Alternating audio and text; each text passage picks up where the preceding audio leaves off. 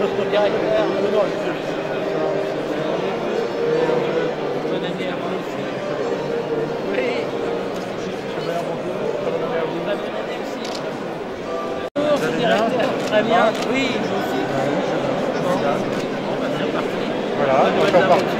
Oui, c'est ça. Une année active. Ça va?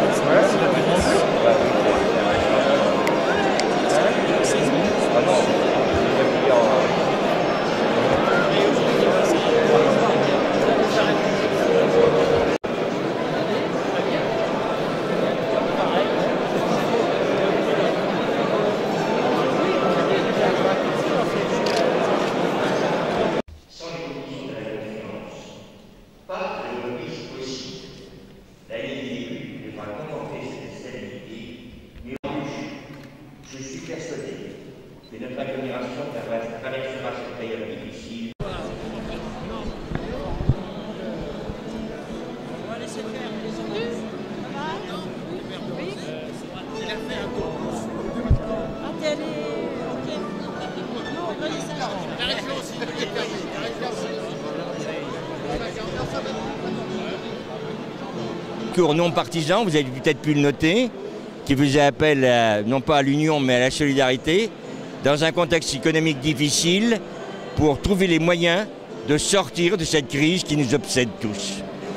Nous en avons les moyens, nous en avons la volonté et nous avons aussi les capacités d'innover, de réfléchir ensemble, de trouver de nouvelles solutions pratiques, pragmatiques, comme nous l'avons fait récemment à titre d'illustration dans le conflit du Technicolor.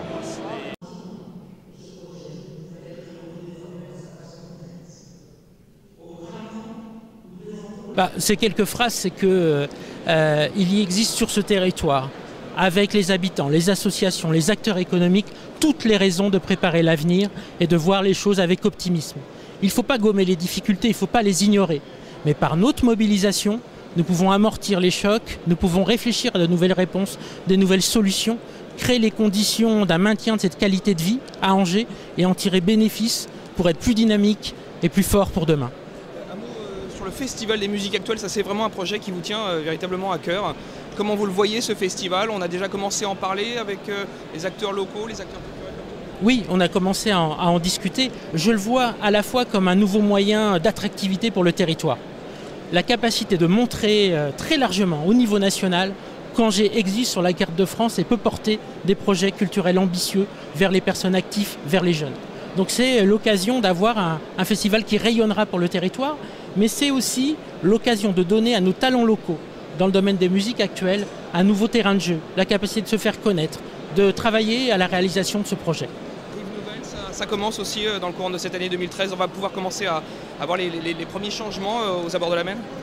Alors au mois d'avril dernier, nous avons choisi l'équipe Greater Phytolab qui va mener ce projet.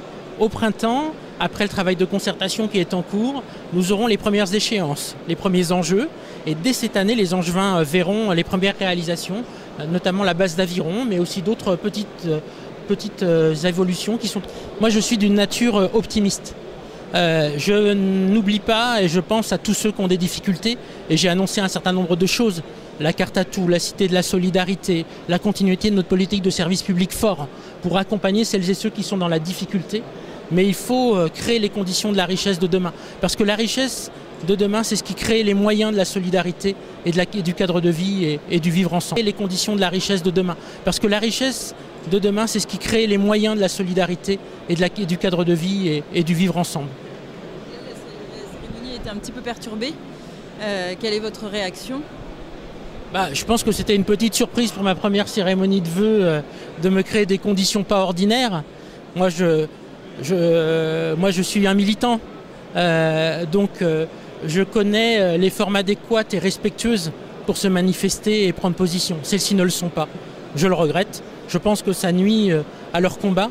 Et je pense qu'un jour comme aujourd'hui, celui de la présence des forces du territoire d'Angers, ce n'est pas un jour de polémique ou de captation sur une revendication particulière. S'il y avait un projet ou deux projets que vous aimeriez vraiment mettre en valeur pour cette année 2013? Il y a le projet de la Cité, de la solidarité et de la vie associative, qui ouvrira au mois de septembre.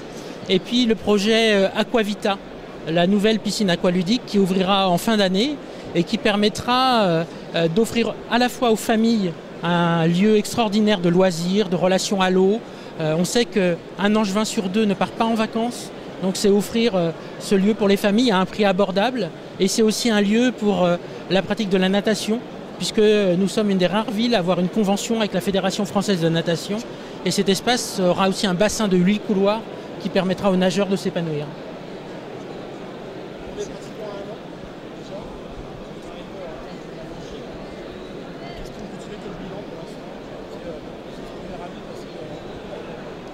Ce bilan, il est pour moi passionnant.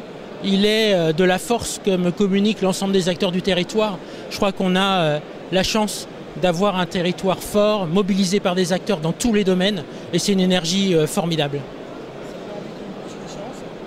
Chaque chose en son temps. Je crois qu'il ne faut pas confondre les temps et les moments. La mobilisation d'un territoire, elle passe au-delà des clivages politiques, au-delà des positions des uns et des autres, et c'est ma responsabilité aujourd'hui.